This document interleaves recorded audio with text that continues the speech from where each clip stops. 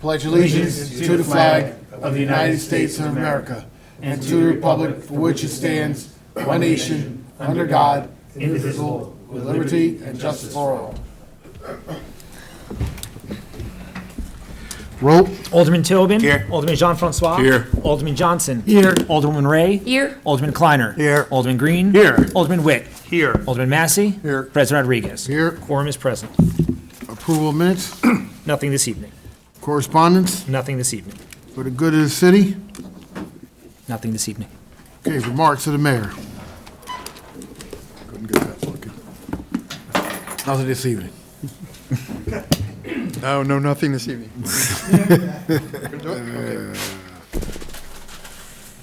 Before I begin, I just want to reference, I will be making comments on the good cause, but I'll do that under the public hearing portion of the meeting. So to begin, I wanted to, welcome everyone to downtown Middletown again for a nice meeting on this nice sunny day, and to also let you know that we had a nice rainy day at SUNY Orange for the graduation that they had. And I was able to attend the graduation ceremony once again. It was held in the gymnasium. I believe they had 750 graduates, maybe around 500 who attended. It was a nice day, and something that if you haven't had an opportunity to attend a college graduation, it's really, you see a lot of pride in the people and the families, and I want to thank Dr. Young and the SUNY board for the invitation to attend. We also had a Memorial Day service at the Middletown Elks Lodge. It was conducted by the American Legion in conjunction with the Elks Club, and obviously I'm on May 26th on Monday, which also happened to be my 67th birthday, and I didn't get any happy birthdays from Mr. Massey. You got a card. I did, yes. But the Memorial Day ceremony was well attended, and as you can see in the picture, the Legionnaires were there in full force, and as I said, it was well attended by the community. So I want to thank the community for showing up. After that, we had, I'm not sure many of in the public know that we are also a member of the New York State Conference of Mayors. Myself, Maria Bruni, and Rick McCormick had the opportunity to attend this year. As mayor, I'm a voting member on the committee of the Conference of Mayors, and we get a lot of our information from the Conference of Mayors, and a very small price to pay the dues membership to them. So we had an excellent conference. It's a 2-day conference. This year was at Lake George, and we'll be bringing back access to a lot of information. I'm not sure if everybody on the board has the passcodes for their website too. So if you don't, you can contact my office, and you can use their tremendous resource of information on anything from employee surveys to salary surveys to legislation to legal opinions. We work very closely with them on many of those issues. Seems to be every meeting we are also having a ribbon cutting here in downtown and in the city in general. And this time we had I believe it's pronounced Dadus. Yep. With a ribbon cutting on Robert Street. It's a young family with their children opening a Haitian restaurant. And as you can see, the family all dressed in white coats there. And we want to wish them the best of luck and success and thank them for their investment into the city of Middletown and into the downtown area. This past Sunday, we had the Lions Club presentation for the outgoing president, Bill Shambella, and the incoming president, Hal Marcus, had invited us to attend. I'm there with Art Livesey, if you remember Art from his real estate days and Wall Radio days. That's going back a few years. And also Assemblywoman Paula Kay was able to attend. They had a nice turnout for the swearing-in ceremonies of their new president. The Lions Club, their motto is "We serve," and they do serve a lot for the city of Middletown and do an awful lot for our community. Sparrow was there as a member of the Middletown Lions Club, and they had a luncheon afterwards, and it was a great event. I couldn't stay for the luncheon. I had a family wedding to attend, but I was there for about 45 minutes to an hour for the ceremonial part of the meeting. Now, this next picture, can you figure out who that guy is? None other than our Alderman, Chairman of the DPW, Alderman Jude John Francois. As you know, Jude is overseeing the milling and paving program. As committee chairman, I want to thank him for his hard work in this area. That we have had some questions on milling and paving, and we try to address them online. There is some people get frustrated a little bit by the traffic, and the number one question that we get is, why can't you mill the street one day and then pave it the next?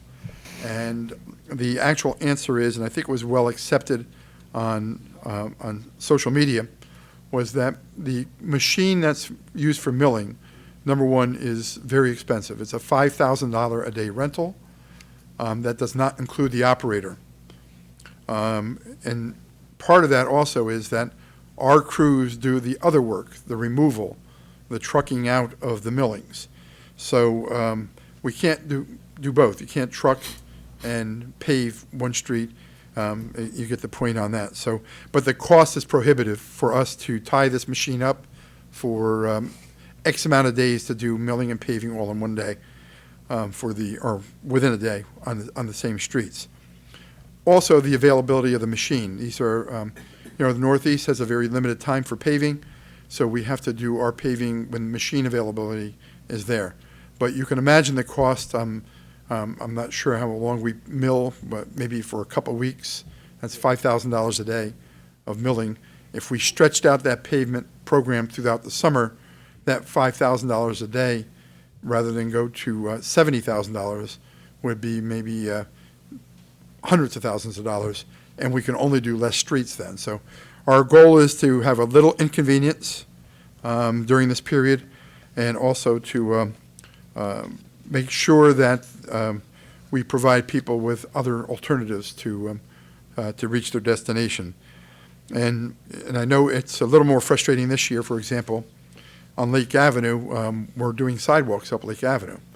And so each morning, for the safety of the construction workers, one lane is closed. And a few people who happen to ride down Lake Avenue, usually the same time I do, one person, sort of gave me not a hard time, but vented his frustration about Lake Avenue being one lane every morning and delaying him for 5 minutes or 10 minutes. And he lives in my area, and I asked him, I said, well, but you know it's happening. We have the notice, but you actually know it's happening. So why don't you just go to Oliver Avenue and then go down Monhagen Avenue?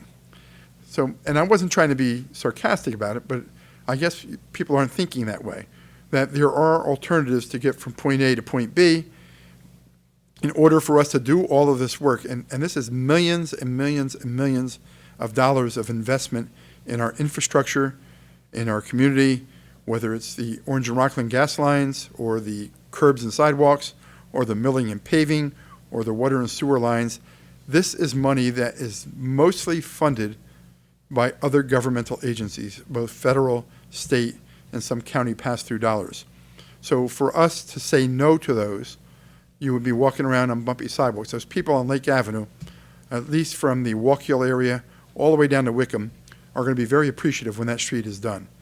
And also in regards to the Orange and Rockland, the ditches that when they replace the gas lines, first of all, it's a public safety issue. If you recall a few years back when the house on Commonwealth blew up because of a gas leak, because of old lines. So we're encouraging Orange and Rockland to make their investment in infrastructure here in the city, so we need to be a little bit patient with them. I know their contractors are screwing up a little bit, but Jacob and the council president are really monitoring what's happening in that area, and Orange and Rockland has been responsive. But we don't immediately pave the street after the trenches are done. We try to wait at least a year for the trench to settle. So we do some temporary pavement. Orange and Rockland will then come back and pave half the street after a certain period of time, but the trench has to settle first. So that's why we're at where we're at with some of the, it's like if you're, to use a baseball analogy, having too much pitching. So having too much investment in our community is a good thing. And we're getting a lot of, turning away this state money would be foolish on our part, because it's someday, if we don't take it, somebody else is going to take it, number one. And number two, our taxpayers, when that water or sewer line finally breaks for the last time, we would be footing the bill. Just to give you an example, and I think I've given it before, I believe 1 mile of water line from the water treatment plant to the, down Monhegan Avenue to the entrance area by the community campus, I believe was $4 million.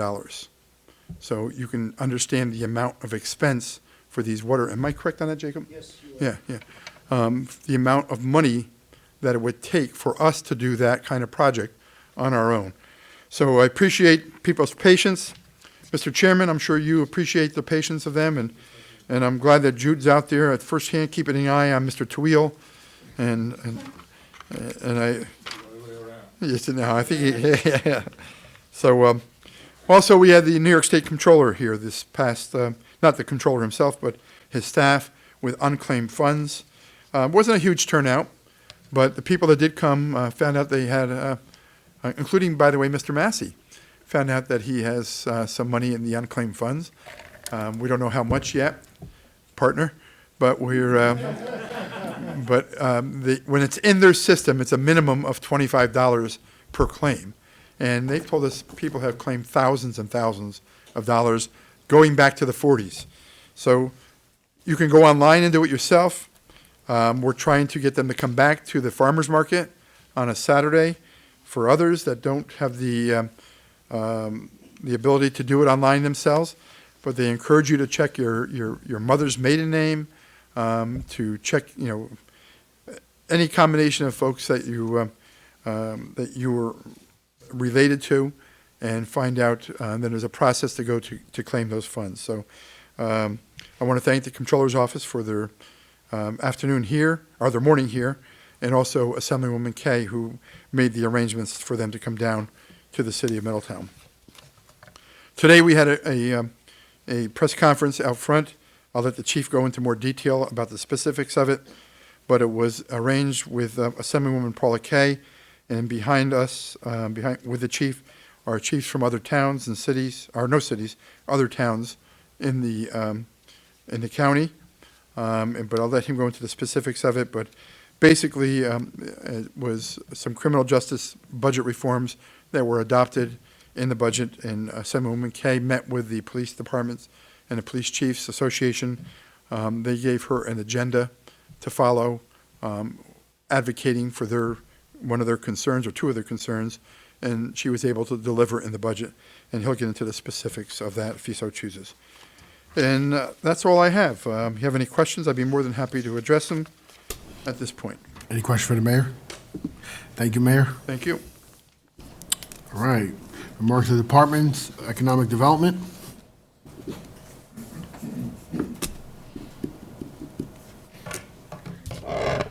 Good evening, everyone. I just want to let everybody know and remind everybody that all our outdoor events start this weekend. Thursday night, the summer concert series kicks off at Run for Downtown Park, starting at 6 o'clock. And then on Friday night is the Friday night concert at Degnan Square. That's from 7 to 9.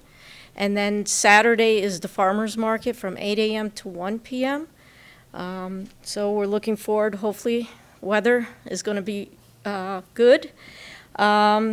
These concerts in the market, in conjunction with the city, all your support, and the Business Improvement District. And one of our board members is here tonight, Alvaro Garcia.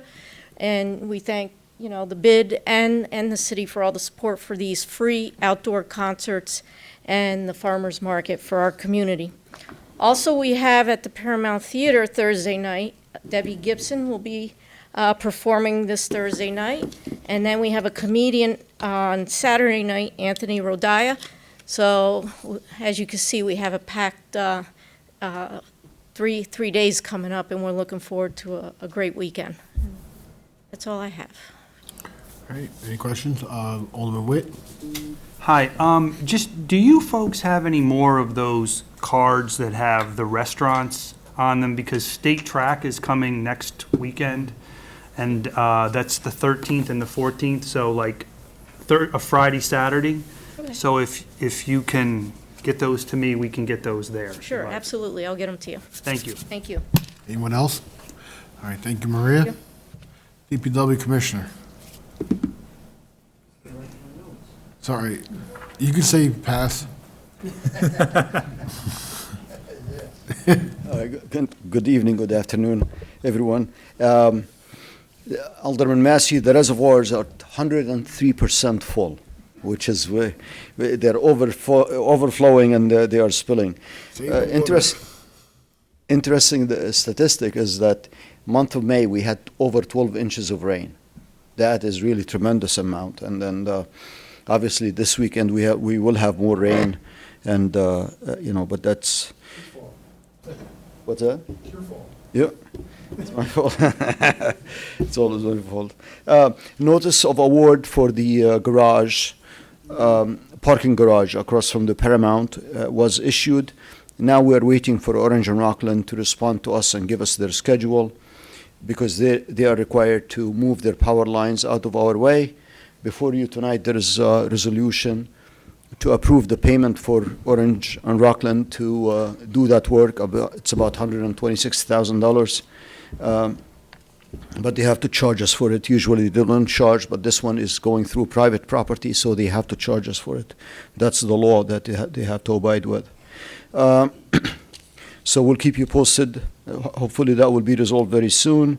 Today we had a conference phone call with the EPA about 2 grants for the finished water lines and for the raw water lines. And I'm very happy to see that the guys we are used to dealing with in EPA, they are still there. They did not lose their jobs, and they're very effective and hardworking people, and we're happy to continue to be dealing with them. As the mayor mentioned, the traffic operation is in full gear right now, and today we finished some property acquisition required for us from the Bill's Flavor on Academy and East Main. So that work hopefully will start towards the end of, hopefully will start next week. And that we're almost there with the whole project. Grant Avenue is getting done. There are some difficulties there. We found that the gas line is almost directly under the curb line, which requires very slow excavation, so we're working with that. And the usual issues with the construction. With that, I will conclude my remarks. If you have any questions for me. Any question for Jacob? Thank you. Thank you. Police Chief. Good evening. Since the last time we met, the department held a Too Good for Violence graduation at Presidential Park this past Friday, the 30th. Very well attended. Lots of students, but a lot of parents came out as well, which is fantastic. This coming Saturday, the 7th, we'll be hosting Kids Day celebration from 11 to 2. Officer Galley puts that together. She also runs our Too Good for Violence program, engages with the kids a lot, which I appreciate that. She does a great job.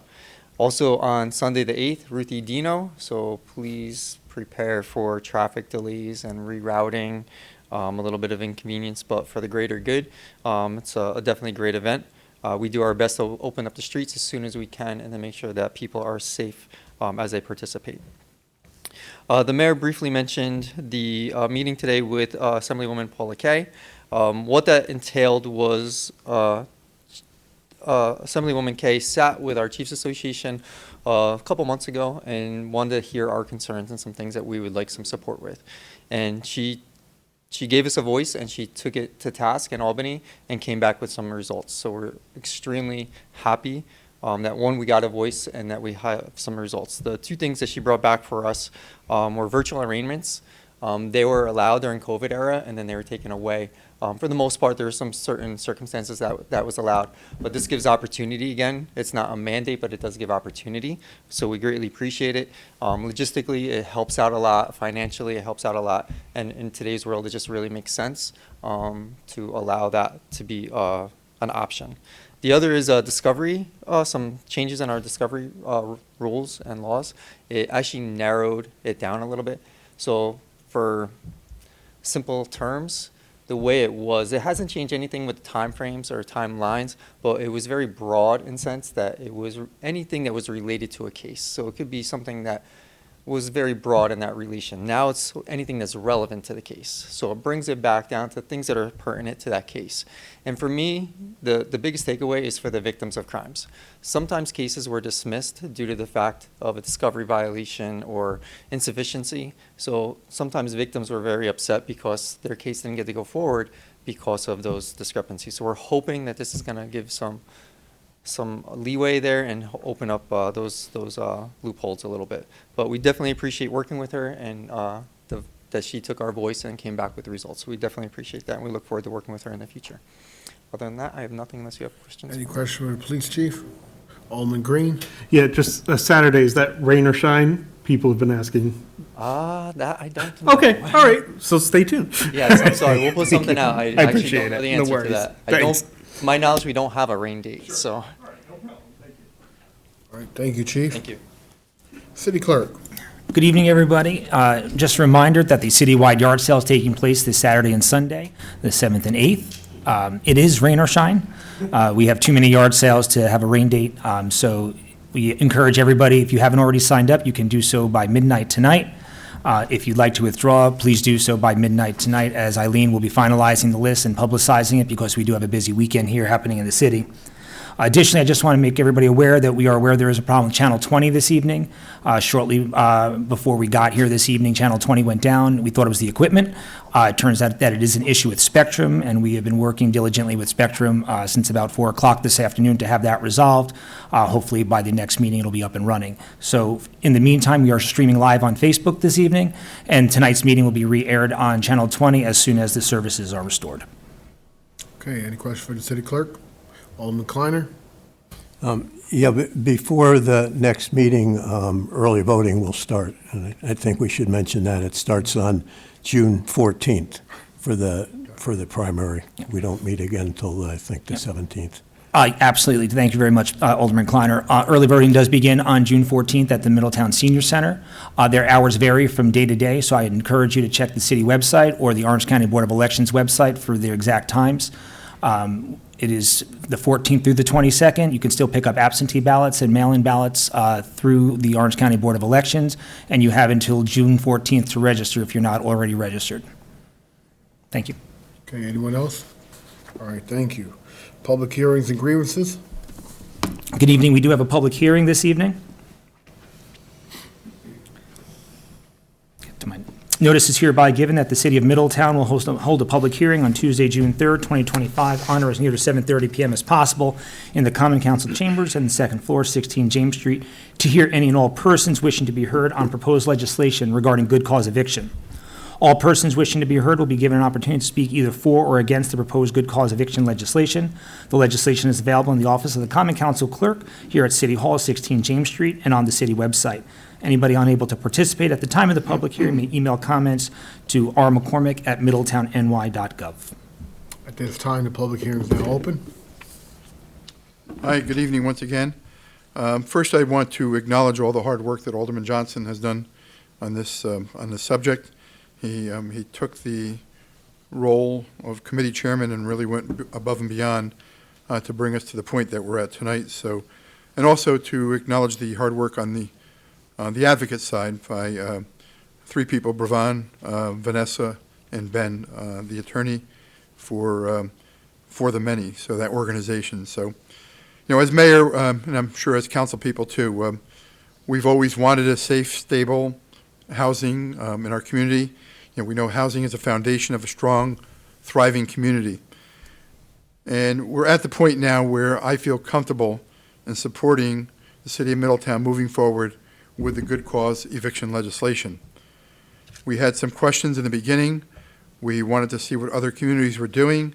There was some outside pressure to move quickly. We decided to be cautious, and we were correct, because the original passage of some of these bills was challenged in court and reversed. So I think we moved at a nice pace, an informative pace, a transparent pace, and we're here tonight to have the public hearing, which I believe many of us now support the legislation.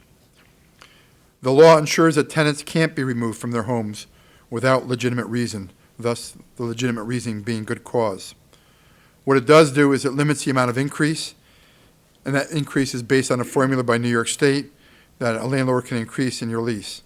We were at a housing development today with Assemblywoman Kay. We spoke to about 35 people, and the number one issue from the 35 people at that housing development was their concern about being removed from the having to move because rents were either being increased at a too rapid pace or leases were not being honored, and they felt threatened that they would not have their lease renewed. Under good cause, that can't happen.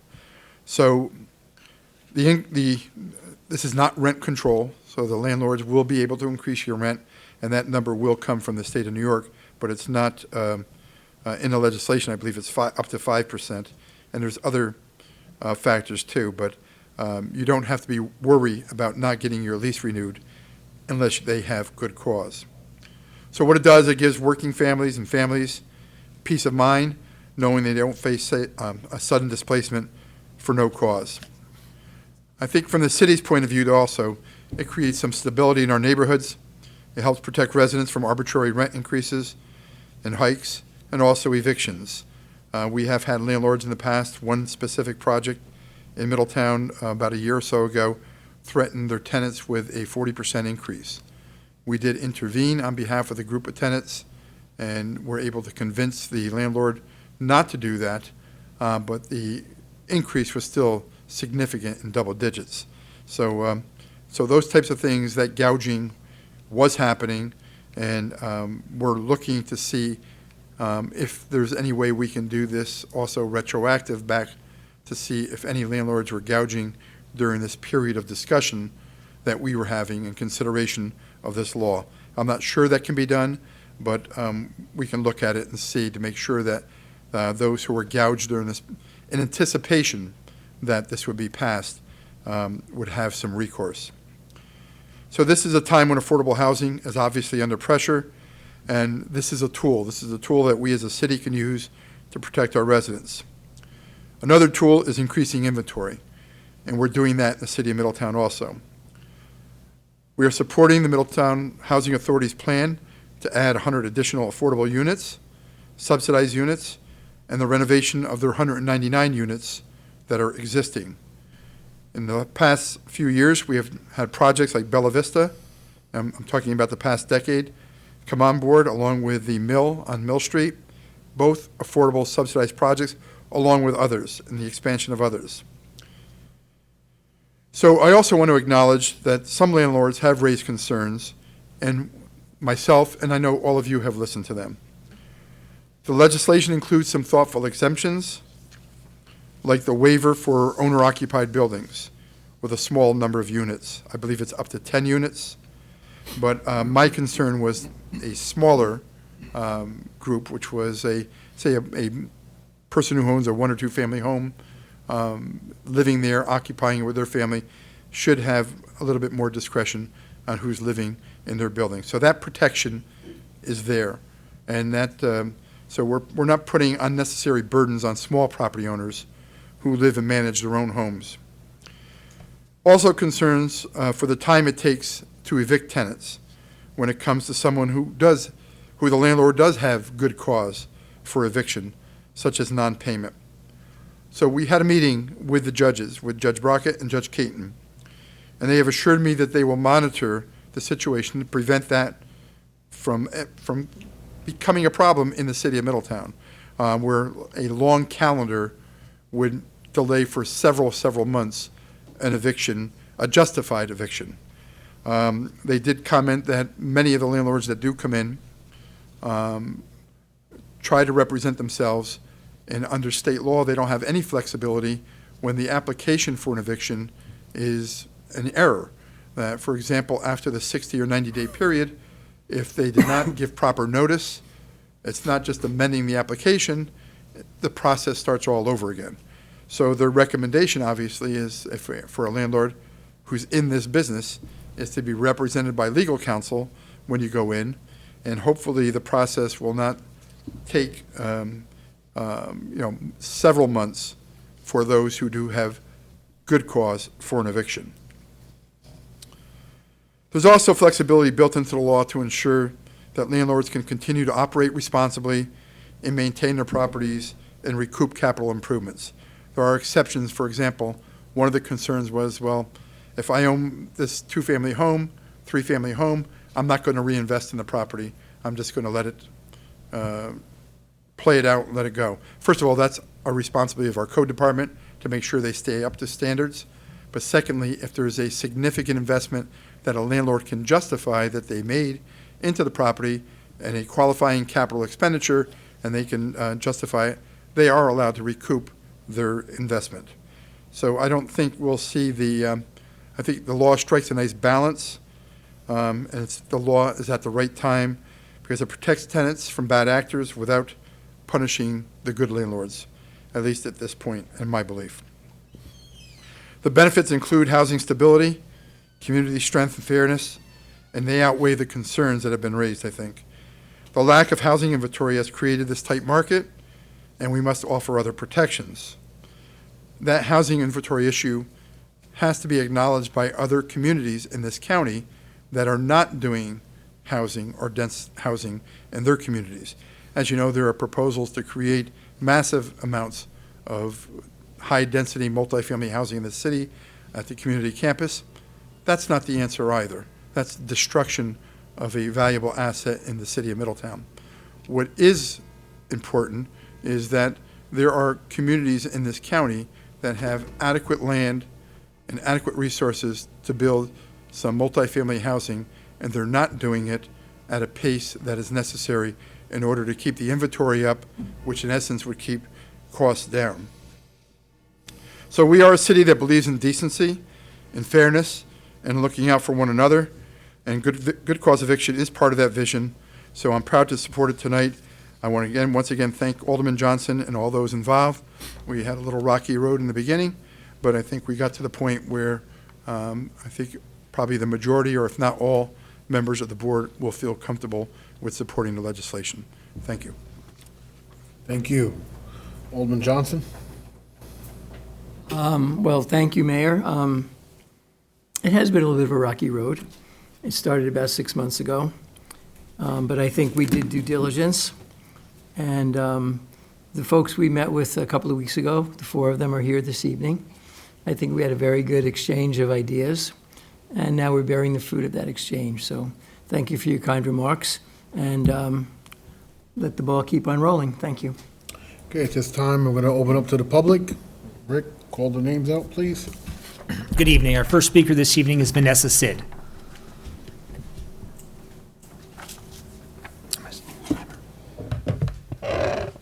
Hello, good evening, everyone.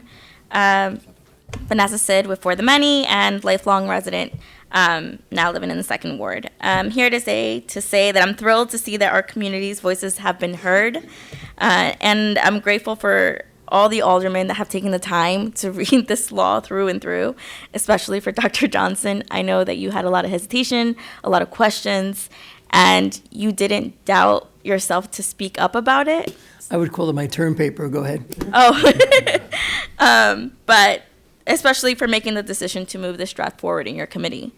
I'm excited for the city of Middletown, where I've lived, represented, and continue to work, being the Sweet 16 municipality in opting to the strongest version of tenant protections. So the only thing I ask tonight is please pass it soon. Thank you. All right, thank you. Our next speaker is Bravin Ranga.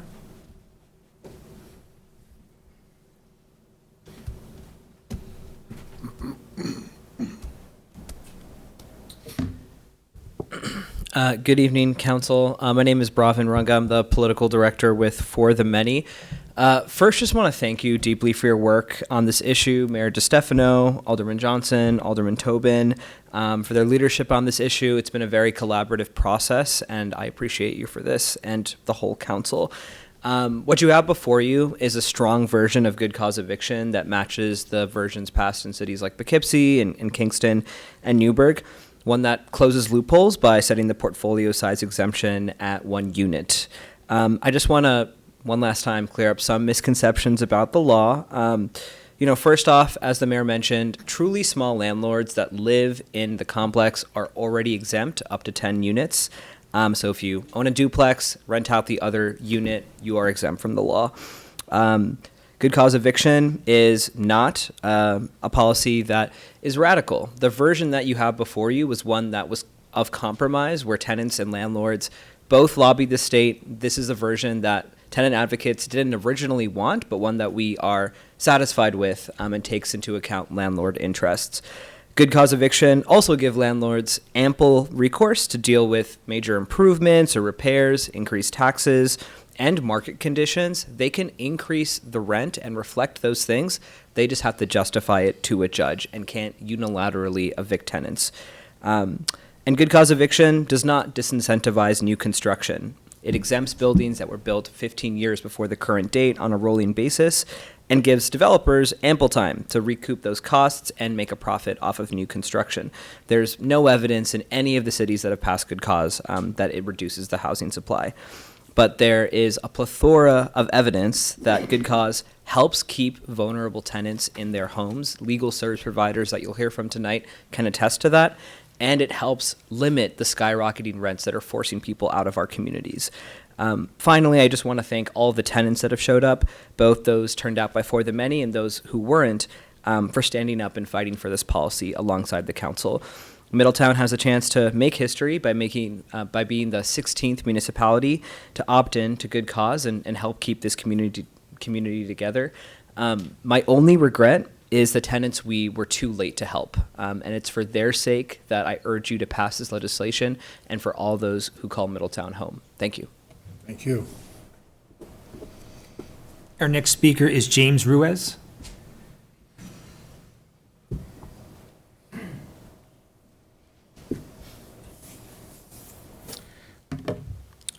Hello, my name is James Ruiz, and I live in Scotchtown, Middletown, New York.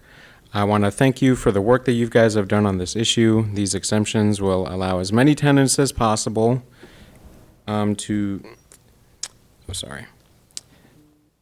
This protection will allow, this exemption will allow to protect as many tenants as possible and eliminate as many eliminate LLC loopholes that corporate landlords can exploit. These tenant protections are vital in promoting a fair system for all renters, enhancing stability, and preventing landlords from displacing tenants unfairly. And I would appreciate it if you guys would go forward in passing the bill. Thank you. Thank you. Our next speaker is Jairo Perez. I apologize if I'm mispronouncing your names. Thank you, Council. No, I just wanted to say that was perfect. Oh, thank So you. Thank you. 1 for 3. Yeah, I just wanted to thank you, the council, the mayor, for the work that's been done on good cause eviction. My name is Jairo Perez. I'm a community organizer with For the Many, and I'm a resident of the 4th Ward, been there for 20 plus years now. And yeah, it's just so great to see everyone coming together, putting the work in. Growing up, I've had friends, family that have moved out of Middletown because they couldn't afford the rent. They couldn't afford to live here anymore. And with Middletown doing so much for the community, it's so great to see that we can continue doing that for the families that will continue to stay here, make families here, and keep making Middletown an awesome place. Just want to thank you, council, and yeah, I just ask that we make this to the next process and vote on it. Thank you. Thank you. Next speaker is Anthony Cameron. I think he left. Ben Surface.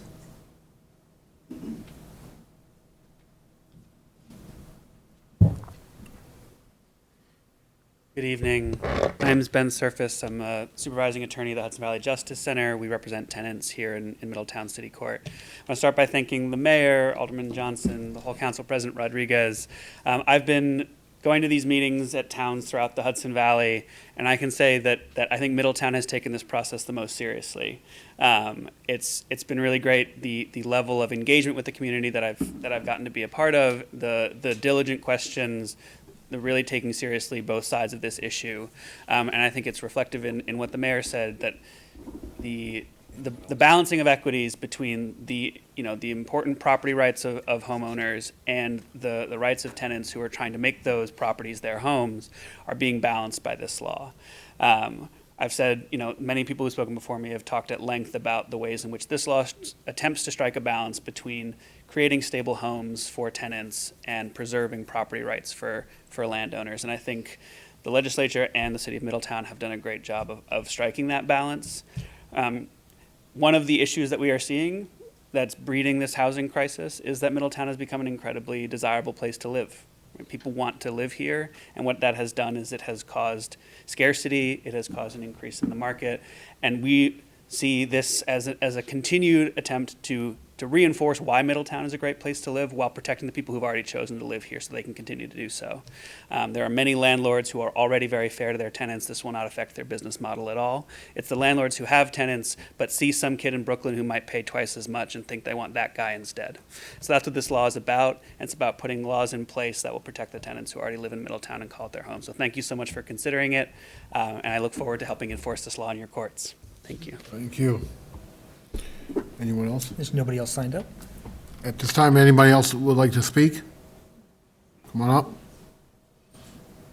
I'm sorry, I kind of ran from work and I was listening on Facebook. I know you're late. Thank you. My name is Lisa Dibble. My husband and I own properties. So short. My husband and I own properties in Middletown. I know some of you already know that. I did speak at one of the meetings recently. I was a little concerned. I think after having heard Mayor DeStefano about trying to make the process of eviction when we do have good cause move along a little faster, I think that is really important because we are currently going through something like that since December.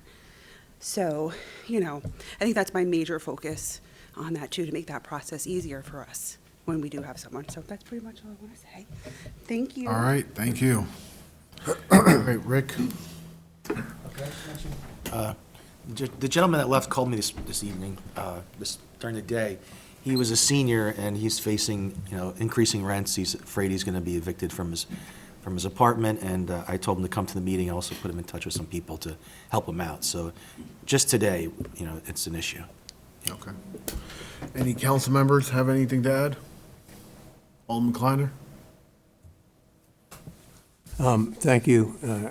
Just a couple quick things. I know the law expires on June 15th, 2034, and I'm sure the reason is because that's when the state law that it's modeled on and that it uses, that's when that state law expires too. So hopefully everybody will see how valuable this is. I mean, I've always supported good cause, but I know we needed to protect the landlords too from bad tenants, and there are really bad tenants. But when you think, especially in this day and age, when a family is evicted by a really unreasonable rent increase, or someone just wants to get them out, when kids are in school, and when you have to start over on all your IDs, on all your licenses, on everything you have, and you have to change your address, your social security, whatever it may be, and how difficult that is these days. So I'm glad to see this. I had one question. The state law, talks about the courts. Will everything that, any dispute that comes up, will that be settled in city courts? Do we know? Because is that how it's set up? Because the state law talks about housing courts, but we don't have that. So you said you spoke to the judges about it. We did have a meeting with the judges, and I also spoke with our state legislators, Skoufis and Paula Kay, about the possibility of forming a housing court. There's only one community in the state of New York that has a separate housing court, and that's New York City. Okay. So any landlord-tenant issue will be resolved in local city court. So there's no need for someone to file a lawsuit to go to Goshen. Ben, if you can even add to that or correct if I'm saying anything wrong, you're the attorney. But my understanding is that all of these disputes are handled, and it's not the responsibility of the tenant to bring the action. It's not the city that would bring the action. It would be the tenant that would bring the action if they felt that they were being violated. So Or the landlord. the landlord, yeah, but it's nothing to do, there's Investment. no city involvement on advocating one side or the other. It does not go to county court. My understanding is all city court, and there is no housing court. Okay, thank you. And I also want to thank Dr. Johnson and the mayor and everyone who did so much work on getting this ready so that Middletown can finally adopt it. We've waited a long time. Thank you. Thank you. Anyone else on the council? No, he gave it thumbs up. Yep. All right, Rick. Just so everybody knows, this is being introduced this evening as a local law, number 2 of 2025. The process for the city to adopt a local law is, it requires it to be introduced at a council meeting. That's what we've done tonight. It'll be voted on at the next council meeting, which is June 17th. Once it is voted on by the Common Council, it is required under the city code that there is an additional public hearing on it before the mayor signs it into law. That public hearing will happen on July 1st, and the mayor will sign it into law accordingly after that. Once it is signed into law, it gets filed with the Secretary of State and will go into effect as soon as the Secretary of State receives it and confirms her receipt of it. Okay, at this time, do I have a motion to close? Alderman Green, second by Alderman Johnson. All in favor? Aye. All right, public hearing's now closed. No petitions and complaints. Remarks of Alderman. Alderman Massey.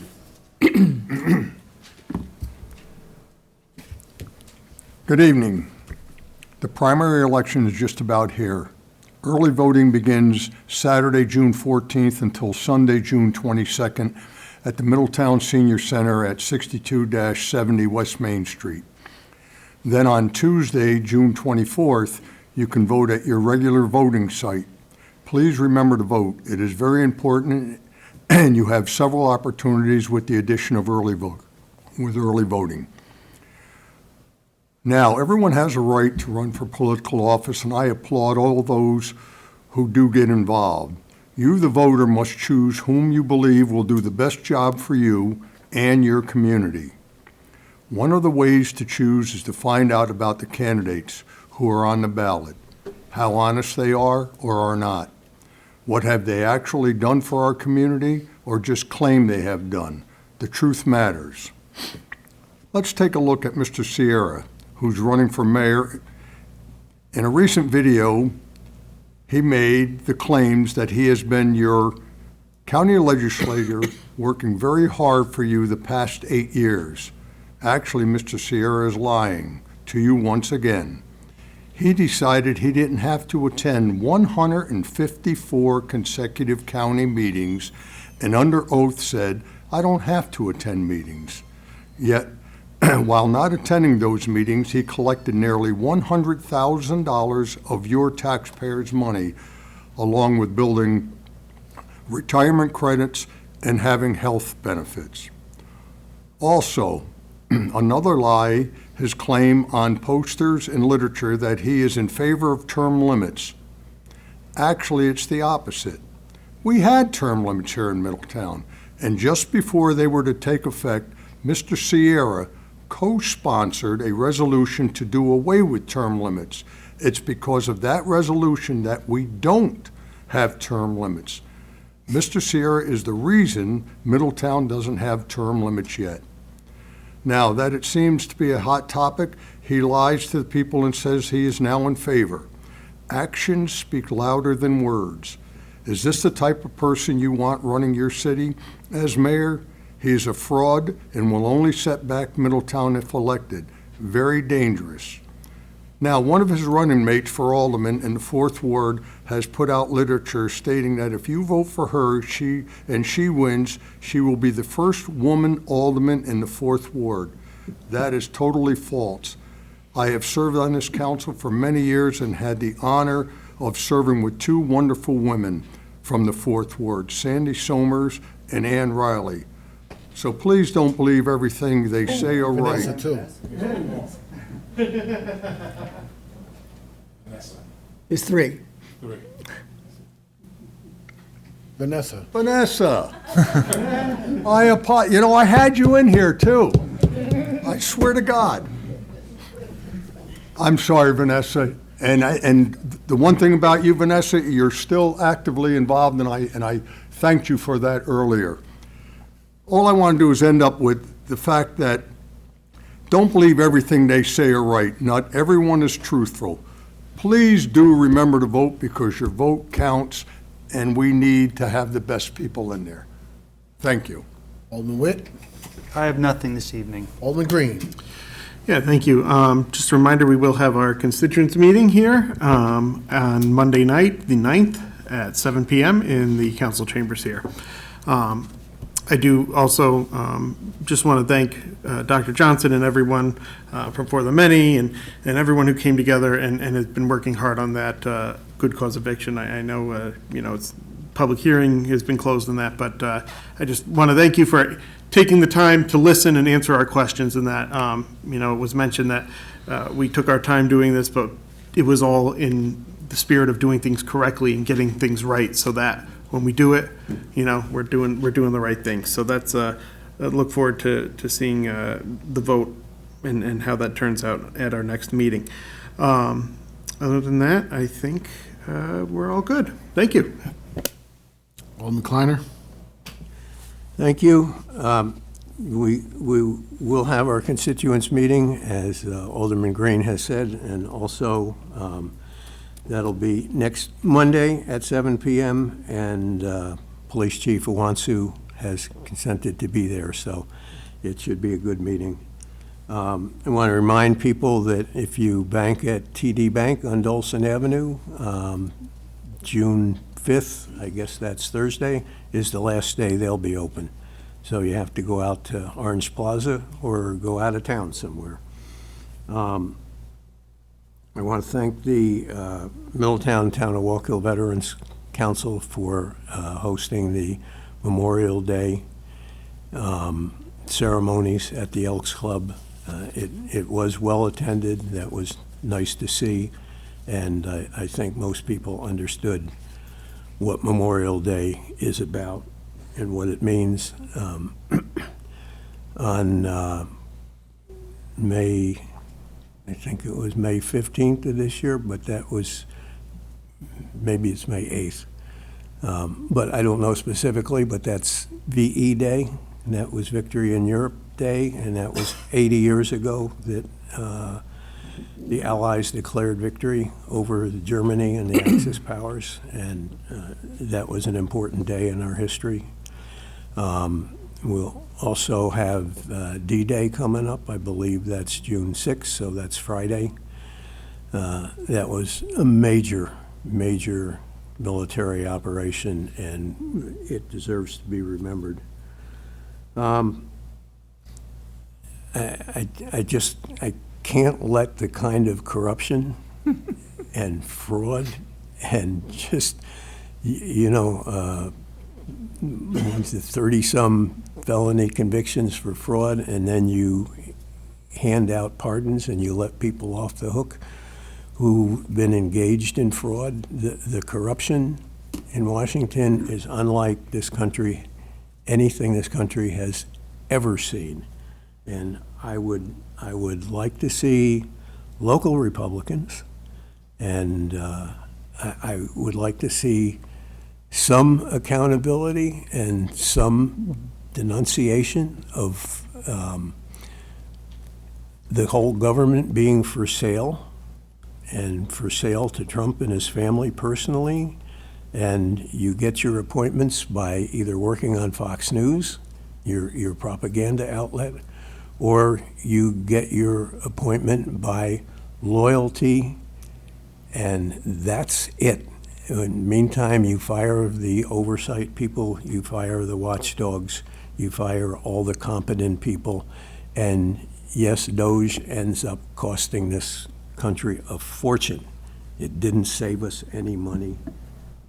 That's not what Elon Musk is about, so thank you.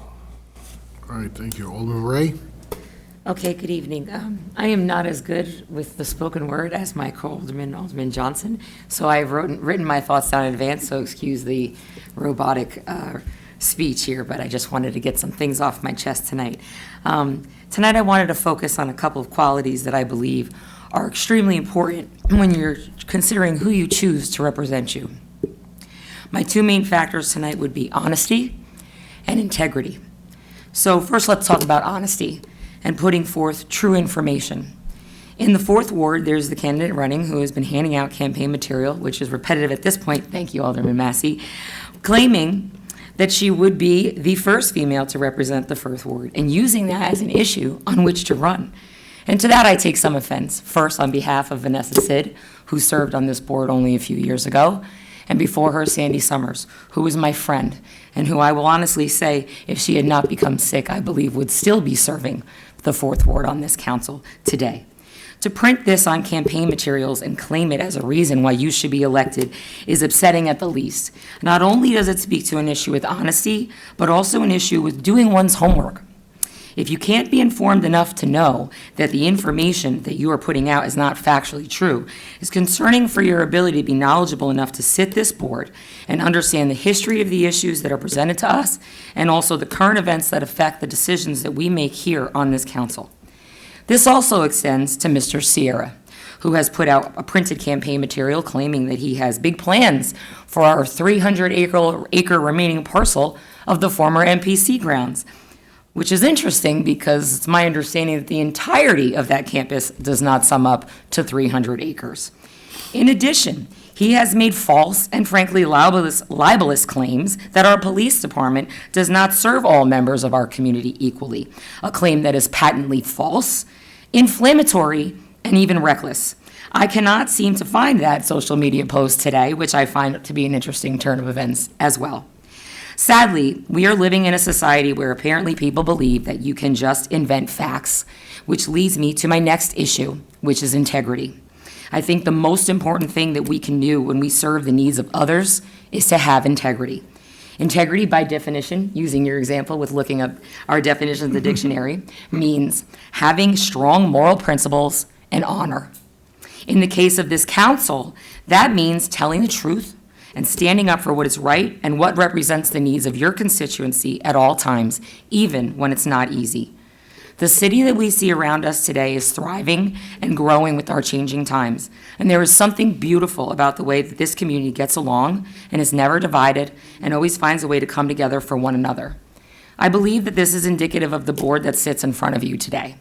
The mayor, council president, their vision for the city, and the support of the body that sits here today and in years past who've been making sure that these goals can be accomplished together is the reason that we are experiencing such success. To believe the lies put forth by the grossly misinformed would be a great error, in my opinion. That being said, on good news, I just wanted to shout out our girls varsity softball team who won the Class AAA Section 9 championship game this week. I want to thank the fire department who brought them from city line back to their field with lights and sirens on, and we should celebrate the wins of our kids, and I'm excited for them to go on to play the Section 4 champs this Saturday. Go Middies. Great job. Alderman Johnson? Well, thank you. Yes, Ms. Sid was indeed the third and most recent woman to represent the 4th Ward in the city of Middletown. With respect to good cause, I certainly appreciate all of your kind remarks. I would say my role was the water boy, but I was glad to carry the water. It was all good. So, 3rd Ward, Best Ward, Community Campus, Middletown Psychiatric Center. It's become a focal point of the conversation of the last 2 months. So, and I promised the president I would keep it under a half hour. So let's take a place like New Paltz or Mount St. Mary, and which, by the way, our colleges are tax exempt, but let's put that aside. And let's say that the municipality said, you know what, we have a lot of open land on this campus. Why don't we take some of it and put high-density residential housing on the campus? Oh, you mean student housing? No. I mean high-density residential housing. I don't know. I think the casual observer, keep in mind the word casual, would say, I don't really think that that makes a lot of sense, but I don't know. Wouldn't it change the character of the campus? Wouldn't it change the character of the community surrounding the campus? I don't know. It just doesn't seem like it would make a good idea. Maybe. So let's look at our campus. The 6 pictures you see are the end result of what the founders of what's soon to be called Northern University have accomplished. 250,000 square feet. Oh, do we give away the buildings? No, these buildings were owned privately and were purchased by the soon-to-be university. What about the one in the middle on top? What's with that building? Well, that building was funded through Restore New York, a grant from the state of New York. Pretty easy to trace where the money came from and where the money went. What about the other buildings? Well, the lower left building is now called Building 5. Yes, I do have an affiliation with the college. I do teach biology one semester each fall, and I'm on the 4th floor of that building. The 3rd floor houses the Northern Academy. If you look at the building on the far right on the lower corner, that used to be called the Silver Building. It now houses many of the young students that attend Northern Academy. The middle one on the bottom, that's where they house many of their classes, the dance studio, eating facility, and the other buildings are housing buildings. So, all privately owned, all acquired by the college. How much money did they spend? Probably millions. Well, what did it look like when they got it? At the taxpayer's expense. Well, those are the buildings. You want to go fix them up? Help yourself. Take a really close look at what those buildings looked like before Northern College came to this town and said, you know what? You have buildings that have decayed for 10 or 20 years. We can revitalize those buildings for you. Well, what will it cost you? Nothing. We'll take care of it. We'll make it a vibrant community center. Now, ironically, with the investment they made, it might be millions, when we had the fire on this campus, it cost us almost $1 million to remediate it, just to take the debris and remove it from the area. Millions. I don't know. Let's take a look at what's happened recently.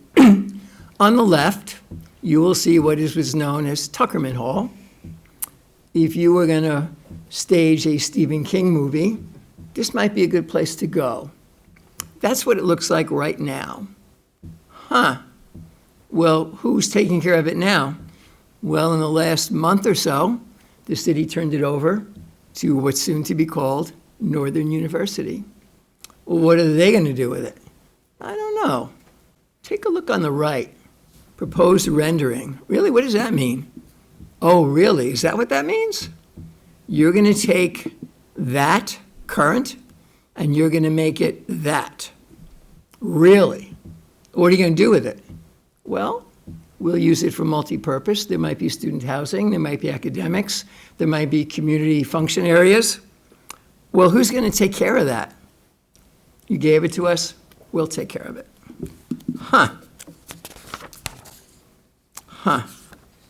Well, there are people who have missed meetings and there are people who have missed meetings. And some people miss a lot of meetings. They miss common council meetings. They miss meetings of the community campus agency. So this community function started about 4 months ago. Well, who runs it? Isn't this like rigged? No, it's actually run by Pattern for Progress, an outside agency who facilitates the meeting. Oh, well, who's on it? Let's see. The Middletown Housing Authority has 2 representatives on it. They've certainly come into the news of late. City administration, like the mayor, director of economic development, other members of economic development, members of the Common Council, like who's that? Oh, Alderman Kleiner, Alderman Ray, Alderman Johnson. Really? Well, who else is on it? It's rigged, right? Well, representatives of the school district, representatives of Cornell Cooperative Extension, who live in a building which is owned by the county, as it were. Anybody else? Yeah, there's a lady from Pathstone. There's the director of honor. There's Dr. Joe from the college. There's his administrative assistant, Karen. There's a student representative from the college. Well, what do? Well, we try to meet the first Wednesday of every month, and we try to figure out how can we continue to develop the community campus. Yeah, I'm going to read the whole vision statement into the record, so sit back and relax. Vision statement. The Middletown Community Campus is a welcoming place for all, a hub of education, innovation, culture, arts, commerce, and outdoor recreation. What about high-density housing? No, it didn't make it. It didn't make the cut. Next bullet. Through design, services, activities, and events, the campus fosters connectivity between the site and the Middletown community at large. The campus provides multimodal accessibility for pedestrians, bikes, public transportation, and cars, with good connectivity to trails and roads. The historic significance of the site is honored through architecture, informational signage, and activities. For those who live and work on the campus, there are diverse recreational activities and dining options. Visitors are drawn to the campus to enjoy unique outdoor features, educational opportunities, cultural and arts events, dining, and the serenity of the campus. At Middletown Community Campus, the Middletown community has access to inclusive and inspiring education, vocational training opportunities, strengthening the community's aspirations, and career mobility. The campus is a valued, inspiring, and inclusive gathering space for the City of Middletown community. Well, are we talking in an echo chamber? Not necessarily. We put out a survey, and we'll talk about the code that you can still participate in the survey. And to date, 208 people have responded to the survey.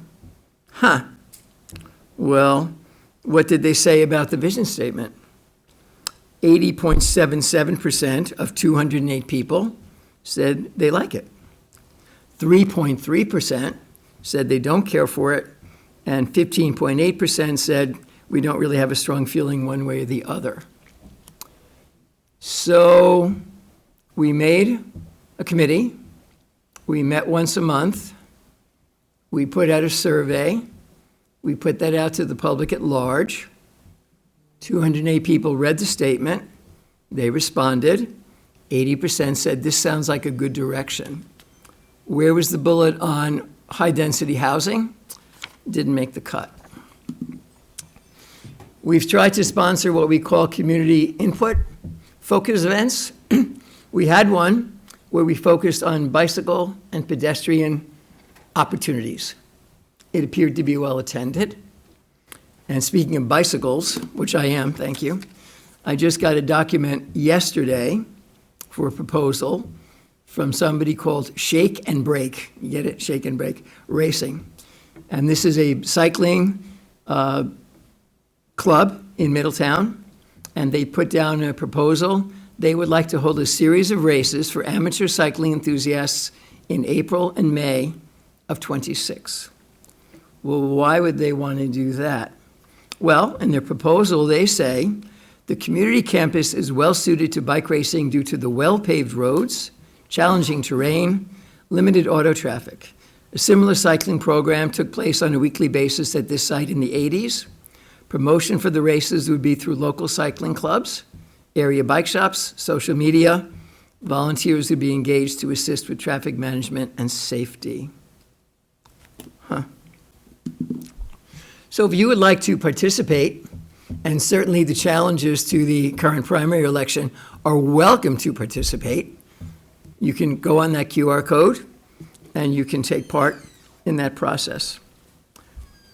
Coincidentally, the committee will have another focus group this Thursday focusing on cultural and event programming, not high-density housing. I don't know.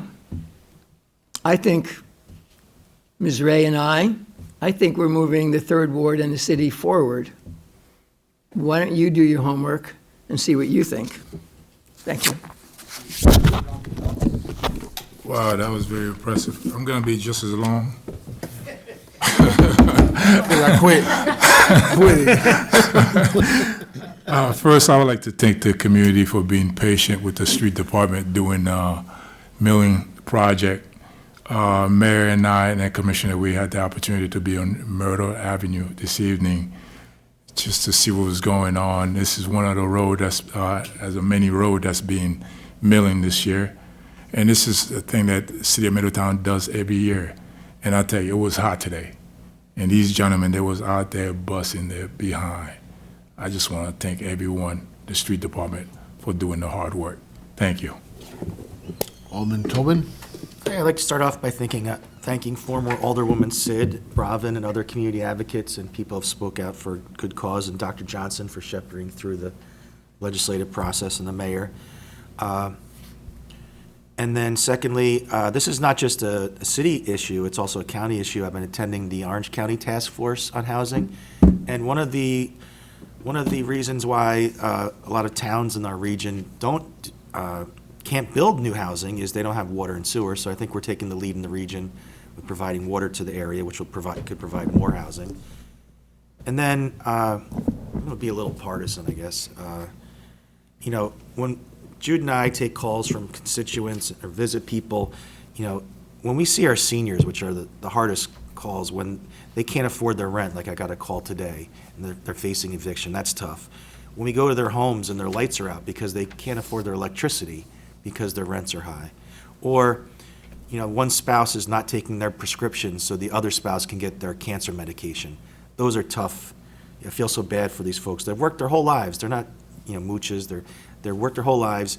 And this current budget that the federal government is proposing, is going to cut Medicaid, which a lot of seniors take advantage of. A lot of school districts get money from Medicaid through reimbursements, therapies, speech therapy, hearing therapy, physical therapy, special needs transportation. They're talking about cutting SNAP food benefits that would go to a 290 billion cuts in SNAP that would result in 1.3 million people losing some of their benefits. And this is also seniors. 1,716 billion cuts to Medicaid, which also funds hospitals throughout our state. A 20 billion tax credit voucher program to divert taxpayer dollars to private religious schools. And so cuts to Pell Grants. And at the end of the day, it's going to add nearly $3.8 trillion to the national debt, which even Elon Musk thinks is disgusting. So, we got to fight back against this. The federal government can do better, and this will hurt Middletown. So I urge our members of Congress, I know Pat Ryan's been very supportive, but our whole delegation in New York to reject this budget. Thank you. Thank you. New business. Good evening.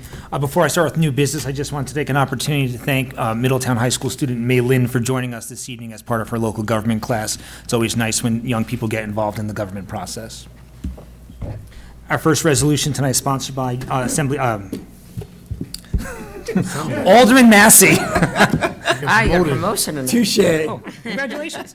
Resolution sponsored by Alderman Massey authorizing the City of Middletown Police Department to accept grant funding for the statewide targeted reduction in intimate partner violence initiatives and to establish a new budget line expense. Resolution sponsored by Alderman Massey, second by Alderman Green. Any discussion? Roll. Tobin. Aye. Jean-Francois. Aye. Johnson. Aye. Ray. Aye. Kleiner. Aye. Green. Aye. Witt. Aye. Massey. Aye. President Rodriguez. Aye. Carries. Resolution sponsored by Alderman Witt authorizing a budget transfer within the Golden Area Transportation Line for this new senior bus. A resolution sponsored by Alderman Witt, second by Alderman Kleiner. Any discussion? Roll. Tobin. Aye. Jean-Francois. Aye. Johnson. Aye. Ray. Aye. Kleiner. Aye. Green. Aye. Witt. Aye. Massey. Aye. President Rodriguez. Aye. Carries. Resolution sponsored by Alderman Green authorizing a block party on Lenox Avenue and Cantrell Avenue on June 15th, 2025. Resolution sponsored by Alderman Green, seconded by Alderman Johnson. Any discussion? Alderman Kleiner. Just reading this, I know they changed it from 5:30 to 6:30, but my concern is, will people still be able to get into the YMCA on that day, on that Sunday? Do we know? Probably the They're talking volume. about blocking, block party on Lenox and Cantrell, so can they come in Walk Hill Avenue and come up that way? Well, you can still come up, what's that street when you pull in to the parking lot? Well, that's control, isn't it? I'm- Is that controlled? But you're not gonna block the. I don't know what we're doing.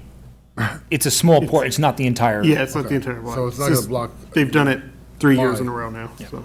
Yeah. Okay, thank you. Anyone else? Roll. Tobin. Aye. Jean-Francois. Aye. Johnson. Aye. Ray. Aye. Kleiner. Aye. Green. Aye. Witt. Aye. Massey. Aye. President Rodriguez. Aye. Carries. Resolution sponsored by Alderman Kleiner confirming the mayor's reappointment of Richard McCormick as city clerk. Resolution sponsored by Alderman Don't Kleiner. anybody second this. We have we have a second. I second. Alderman Ray. All right, thank God. All right, any discussion? Roll. Tobin. Aye. Jean-Francois. Aye. Johnson. Aye. Ray. Aye. Kleiner. Aye. Green. Aye. Witt. Aye. Massey. Aye. President Rodriguez. Aye. Carries. Thank you very much. Leave us. It's a nail biter. Resolution sponsored by Alderwoman Ray authorizing a $40,000 budget transfer within the DPW budget for overtime expenses. Resolution sponsored by Alderman Ray, second by Alderman John Francois. Any discussion? Roll. Tobin. Aye. Jean-Francois. Aye. Johnson. Aye. Ray. Aye. Kleiner. Aye. Green. Aye. Witt. Aye. Massey. Aye. President Rodriguez. Aye. Carries. Resolution sponsored by Alderman Johnson authorizing the awarding of bids for surplus vehicles through Auctions International. Resolution sponsored by Alderman Johnson, second by Alderman Ray. Any discussion? Roll. Tobin. Aye. Jean-Francois. Aye. Johnson. Aye. Ray. Aye. Kleiner. Aye. Green. Aye. Witt. Aye. Massey. Aye. President Rodriguez. Aye. Carries. Resolution sponsored by Alderman Jean-Francois authorizing a temporary borrowing for senior center renovation and camera installation projects under the CREST grant. Resolution sponsored by Alderman John Francois, seconded by Alderman Tobin. Any discussion? Roll. Tobin. Aye. Jean-Francois. Aye. Johnson. Aye. Ray. Aye. Kleiner. Aye. Green. Aye. Witt. Aye. Massey. Aye. President Rodriguez. Aye. Carries. Resolution sponsored by Alderman Tobin authorizing an approval for Orange and Rockland's proposal for power line relocation related to the city parking garage project. Resolution sponsored by Alderman Tobin, seconded by Alderman Green. Any discussion? Roll. Tobin. Aye. Jean-Francois. Aye. Johnson. Aye. Ray. Aye. Kleiner. Aye. Green. Aye. Witt. Aye. Massey. Aye. President Rodriguez. Aye. Carries. We have the introduction of local law this evening, sponsored by Assemblyman Alderman Massey. Resolution sponsored by, oh, this is just a reading of local law. Yep. Okay. Audit. Mr. President, I move the accounts be audited, the claims be adjusted, and the city treasurer be authorized to issue warrants for their payment. Okay. Resolution by Alderman Massey, seconded by Alderman Green. Roll. Tobin. Aye. Jean-Francois. Aye. Johnson. Aye. Ray. Aye. Kleiner. Aye. Green. Aye. Witt. Aye. Massey. Aye. President Rodriguez. Aye. Carries. Move for adjournment.